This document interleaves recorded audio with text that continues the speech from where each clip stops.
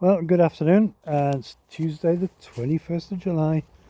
Summer's whistling through, and here I am in the garden again. Another nice day, about 22 degrees. A little bit cloudy, but it's a good day. I'm enjoying this warm summer, despite the nonsense we're told about global warming. And it is nonsense. And fear is at the root of that. And I'm going to talk about fear today. So just remember, when when fear is the core value in something, then you need to be a bit suspicious. Okay. And in these days, we need to be a lot suspicious of some of the things that people would like to tell us. So I wanted to talk about fear. And I was thinking about this. And actually, last night, as I was going to sleep, I just felt God say to me, there are three types of fear. And then I'm sure I knew what they were, but I couldn't remember them this morning. Not a clue. And I was just sitting down in the garden here and I was just thinking about that. And it just came back to me. I'm not sure if this is exactly how it was put last night. I don't know. But there are three stages of fear or three types of fear. And the first one is where I've put it down as instantaneous, where it comes in the moment. Something happens and fear gets a hold of you. It might be a sudden shock or a fright, or you see something that you weren't expecting, or something happens, you get some news, and suddenly fear grips you. But it presents in the moment. The second one is where it's more premeditated, where you know something's coming up. You've got to do something. For some people, it's even, I've got to make a phone call. And I don't like making phone calls, and I'm fearful of it. Don't even know why I'm fearful, but I am a bit. So I'll put it off. Or it may be you've got an appointment, or you've got to go and speak to somebody, or and fear just this is going to pan out. I'm not going to like this. This is not going to go well. I'm fearful. It may not go right. I don't trust myself. I don't trust whatever. Blah blah blah. It's sort of premeditated, and when you let that go on, it can become a habit. So every time you've got a phone call to make, it kicks in because you let it kick in before, and it's gone on for a long time. And this is not a blame thing. This is really just how to get rid of this stuff. Okay. And the third one is where it becomes ingrained, and it becomes like really like a stronghold in your life. And sometimes it can be so strong that it almost paralyzes you. And that your reaction is not, oh, this is going to be harder, I don't want to do this. Your reaction is, I can't. Don't you understand? No, I can't do it. I can't do it. That's when it's become a stronghold. And in the Bible, there are two processes outlined. And the first one is in Psalm 1, and it ends badly. And it is talking about going from what might be an innocent place or a good place to actually a place where something's got a hold of your life. And it describes it as walking, standing, and then sitting. Walk with something is a bit like the instantaneous. In the moment you're walking along, and fear might get you in a situation. But that's part of your walking process anyway, and these things happen. And this isn't a little video about how to stop fear ever being present in your life, or ever having to deal with it again. Far from it. It's about how to deal with it. Okay. So that's the walking, and it comes up. The second one is where you stand with it, where you let the same thinking process go round and round again. I don't want to do this. If I do this, it won't go well. If I do this, what if this happens? What if that happens? It's sort of a habitual train of thought that comes up. And eventually you probably just push yourself, get through it. You make the phone call, you do the thing that you were fearful of, and you come out the other side and it's all right, but don't want to do that again. And then the next time the opportunity, the same kind of situation comes up, the whole process starts again. That's the so you've got walking, you've got standing, and then the final bit is where you sit down with it. Where you sit with it, you let it become a part of your life, not just a habit, but a fully ingrained part of your life. And that's the part where you're saying, you're paralyzed. I can't, because fear has gripped you so much you just can't respond and do what you need to do. And the opposite process in the New Testament is in Ephesians, and there's a process in Ephesians which is described the other way around. Instead of walk, stand, and then sit in a decline, it's sit, walk, stand. All right? And the sitting bit is where you sit with Jesus, enthroned with him as his brother in his kingdom, with a full knowledge of what he's done for you, or a growing knowledge of what he's done for you, who he is for you, how he's promised never to leave or forsake you and protect you in all his promises, and you're getting a hold of all of that. All right? That's the sitting. And then the walking is where you walk out your life with that as a sure and certain knowledge, or an increasing sure and certain knowledge. And then the final bit comes in Ephesians 6. When the enemy attacks with fear or whatever else, you stand. And you stand because first you've sat with Jesus and you know who you are in him, because you've made that a part of who you are. And you have to think that through sometimes and meditate on it and work on it. It doesn't come instantly, but you can do it. And then you walk with that as a background to your life, and then you can stand when fear comes. So that's the introduction. So the next bit is really, where does fear come from? What's the origin? The Bible origin is in Genesis chapter 3 verse 10.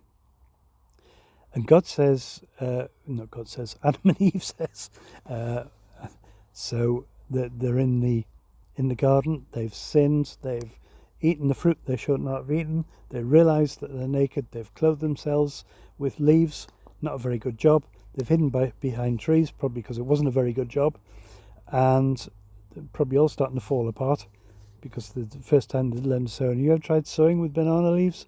Not a good idea. Anyway, not if you've got nothing on. Anyway, so they hear God calling for them, and they hid.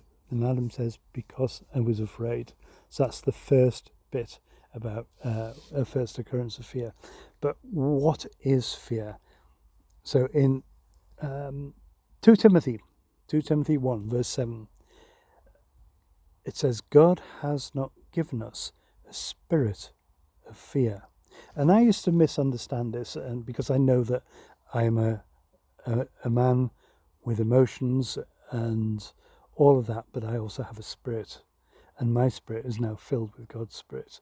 And I misunderstood this to think that actually what it meant was that God hadn't filled my spirit with something other than himself. In other words, he hadn't filled my spirit with fear, because that's not what it means. It means he hasn't given me as a gift the presence of a spirit of fear. A spirit of fear is something separate, something definable, something demonic, something very real in the spiritual realm. And God hasn't dished out from the demonic realm a spirit of fear to attach itself to me. He has not given me a spirit of fear to follow me around.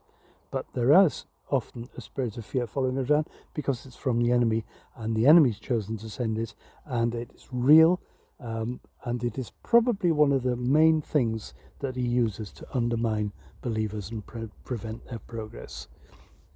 So fear itself is a spirit. It comes from the enemy, and it's a spirit that produces emotional feelings and also physical feelings: cold sweat, trembling, sudden wanting to go to the toilet. Honestly, yes, I think a lot of us know this, and perhaps even tongue-tiedness, inability to speak properly or clearly or cogently, or actually paralysis. Even, I can't do this, I can't. And even some people can be frozen, literally rigid, paralyzed with fear. And its purpose is to paralyze you and to prevent progress and growth. All right?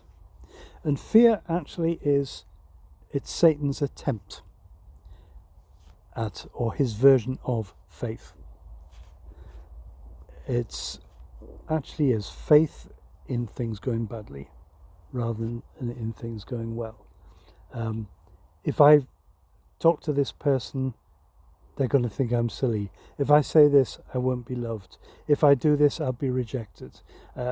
If I behave in such a way, or if I do the right thing, nobody will want me. I'll be laughed at. I'll become unimportant, and I've been laughed at before, and it hurt. I've been rejected before, and it hurt, and I can see it's going to happen again. And fear tells you it will. If I do this, yeah, but what if? All right, but what if? That's really one of Satan's little things that come through our heads when we're contemplating. But what if? What if it goes wrong? What if this happens? What if that happens? And it's faith. Fear is faith in things going wrong. Actually, faith in Satan. Faith in what he wants. Faith in the outcome that he would plan for you. All right? And its object, as I've said, is to paralyze you, and it's to prevent your progress and your growth as a believer. And actually, I think some of it is you're feeling his fear. You're feeling the enemy's fear at what might happen if you succeed.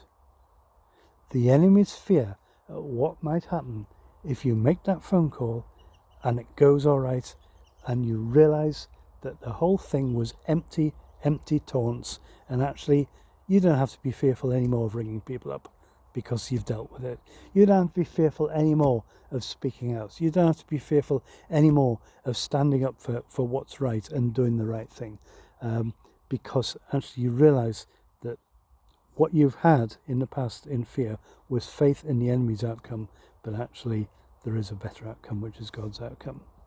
So, how to deal with fear. And I'm not saying that you will never ever encounter fear again, because you will. But it's how to deal with it. So the first thing is to replace fear, which is trust in the enemy and trust in his outcomes and his litany of or shopping list of things that could go wrong. Replace that with a trust in God's protection. Replace it with a trust in his goodness, in his promises, in his perfect love, in his courage. Sorry, I'm just reading ahead there. I made a mistake. I'll come to courage in a minute. Just forget I said that. We'll come back to that in a minute. But you're replacing trust in the enemy's agenda to trust in God's agenda. And this comes back to Ephesians, where first we start by sitting with Jesus and learning what his agenda is, learning what his plans for us are, learning what his feelings for us are, learning what his power in our lives can do, learning how he has saved us. The end of Ephesians, it talks about the helmet of salvation which we put on, which is learning actually, and we'll come back to this again, the fullness of salvation, not just I ticked the box and now I'm going to heaven, but learning actually what's really happened and how he's changed you and how he lives inside you and all of that. And I'll come back to courage now. There is a point at which we need courage, because there is a point sometimes when fear will come and we need to overcome it. And at that point, we need courage. And there's a promise right there. Be bold and courageous, for the Lord your God is with you. Have courage. Take courage. Courage is something you pick up. It's not something that falls out the sky. It's something you pick up, something you take. It's something you apply. And many soldiers who fought in horrendous battles and so on, and been given awards for this, that and the other, gallantry and so on. And people say, were you fearful? Yeah, I was. But I knew what I had to do. All right? And that's courage. Are you fearful? Sometimes does the enemy try and hit you with fear? Yeah, maybe. But I know what I have to do. Or I know who I am in Jesus. And so I'm going to go on and do what I need to do. So that's what courage is. So we replace that fear and trust, that faith and trust in fear, that faith and trust in everything that the enemy would like to put on the menu with what God has already put on the menu and served up as a meal. Okay? So it's a bit like the difference between standing outside a vile looking less than 1-star cafe with grease and cobwebs and flies and everything, and looking at the menu promising all kinds of turgid food that you would never remotely consider eating, or actually being in a very nice posh restaurant where you have already eaten the best and you are completely satisfied and comfortable. All right? So, Jesus said, do not be afraid, only believe. He said it a few times. Belief is the opposite of fear. Belief in God and what he says is the opposite of belief in Satan and fear. All right? In the boat with the disciples, he said, what are you afraid for? Why are you putting your trust in fear? You remember the storm? They had their trust and their faith was in what that storm would do to them.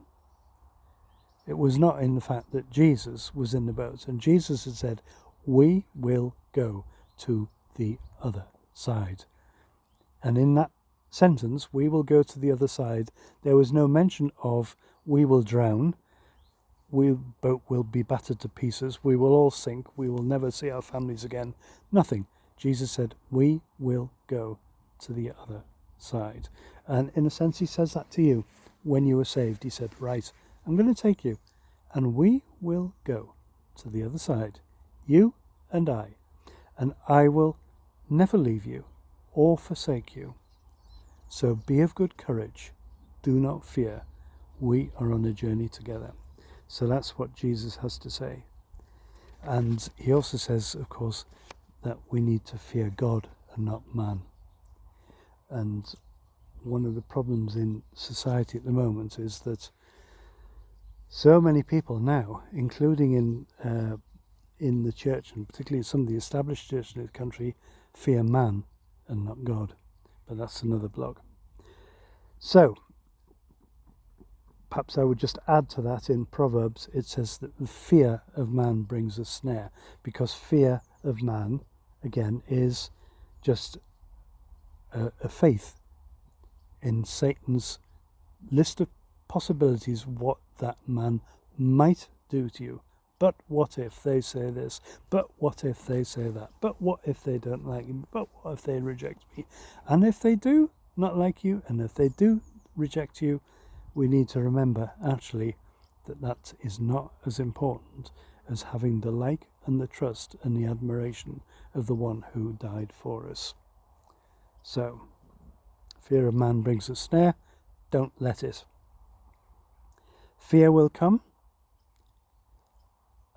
It will come up in your life at times, and this is really about how to deal with it. We need to anchor our mind on, and I'm sorry if I'm squinting a bit, but the sun's come out. Anchor our mind on God's promises, on his love for us, on his passion for us, on his provision for us, on his protection over us, and not anchor our mind on our circumstances. And sometimes we can anchor our mind so quickly that on the wrong things that a natural thought process just rapidly goes to the but what if, we need to anchor our mind. And actually, we are responsible for our thinking. I hear a lot of people these days say, but my mind just wants to do this. My mind just does this. Actually, you divvies. I'm sorry, that's probably not a scriptural phrase, but it's a complete misunderstanding where we're supposed to be. We are supposed to be in control of our minds, not our minds in control of us. We are given control of our mind. Come back to that helmet of salvation in Ephesians 6. So it talks about putting on the helmet of salvation. The helmet is to protect the head, the mind. All right? We need to take control of what's going on in there and not allow silly thoughts or fearful thoughts just to run riot inside our minds. And it's, if you've let it go a long way, then it's going to take time to claw it back. All right? If it's only gone a little way, it'll take less time. But it's your responsibility. I can't do it for you. Nobody else can do it for you. You are responsible for your mind and for how you think and for what you let go on in there and for what you let run riot in there. All right? And I'm responsible for what I let go on in here. I am. Now you might look and think, well, what is going on in there? But seriously, I'm responsible for the thoughts I allow to run around in here, the fearful thoughts, the negative thoughts, the ungodly thoughts, any thoughts. I'm responsible for my mind. So I'm responsible for what I give my attention to. And actually some of it, some of it is what we consume, social media and entertainment and stuff. What we consume that then becomes normal background noise in our minds. And actually, when we look at it carefully, we realize it just runs counter to what God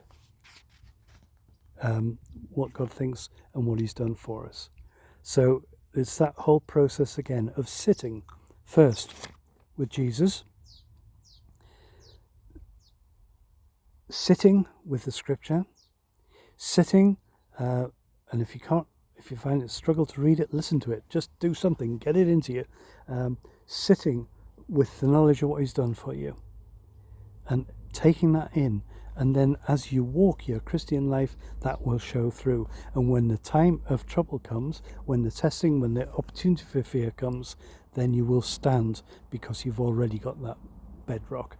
All right? So I hope that's helpful. And you can always leave a message if you want, and that'll be cool. Thank you. Goodbye.